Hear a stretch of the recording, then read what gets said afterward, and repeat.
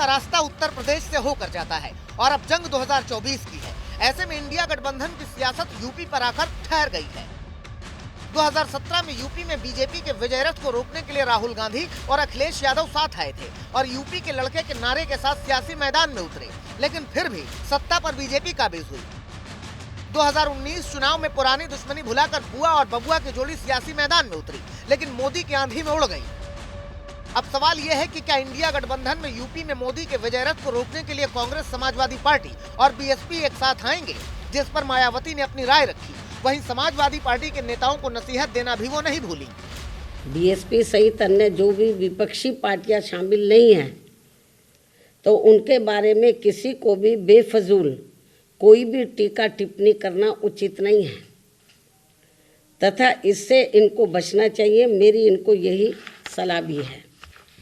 भविष्य में देश व जनहित में कब किसको किसी की भी ज़रूरत पड़ जाए, ये कुछ भी कहा नहीं जा सकता है।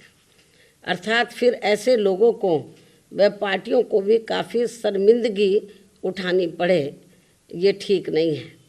और इस मामले में खासकर समाजवादी पार्टी इस बात का जीता जागता उदाहरण भी है।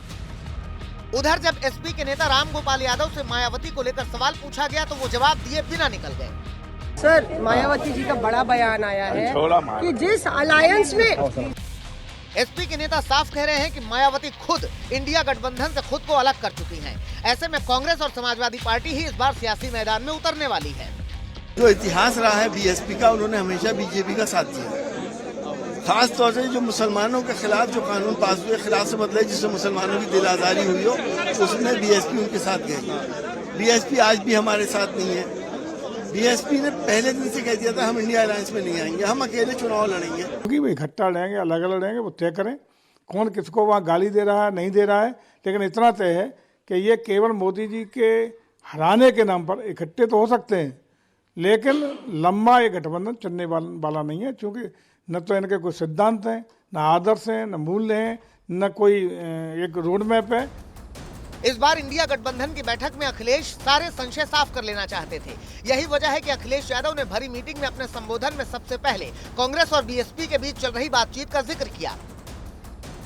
सूत्रों की माने तो अखिलेश यादव ने पूछा कि क्या इस गठबंधन के इतर कांग्रेस पार्टी बीएसपी के साथ बातचीत भी कर रही है, क्या वो बीएसपी को इस गठबंधन में लाना चाहती है। सबसे पहले कांग्रेस इस पर अपना रुख स्पष्ट करे। कांग्रेस ऐसा चाहती है तो वो साफ कर दे, क्योंकि तब समाजवादी पार्टी को भी अपना स्टैंड इस गठबंधन को लेकर साफ करना पड़ेगा। उत्तर प्रदेश में बीएसपी के साथ गठबंधन का कोई इरादा नहीं है और कांग्रेस पार्टी अखिलेश यादव की अगुवाई में ही उत्तर प्रदेश के गठबंधन में चुनाव में जाएगी। इंडिया गठबंधन की इस बैठक में अखिलेश यादव ने बीएसपी के एंट्री का रास्ता रोक दिया। एक तरीके के अल्टीमेटम के साथ अखिलेश यादव ने कहा कि अगर कांग्रेस पार्टी बसपा को भी इस गठबंधन में लाना चाहती है तो फिर वो अलग रास्ता इख्तियार कर सकते हैं।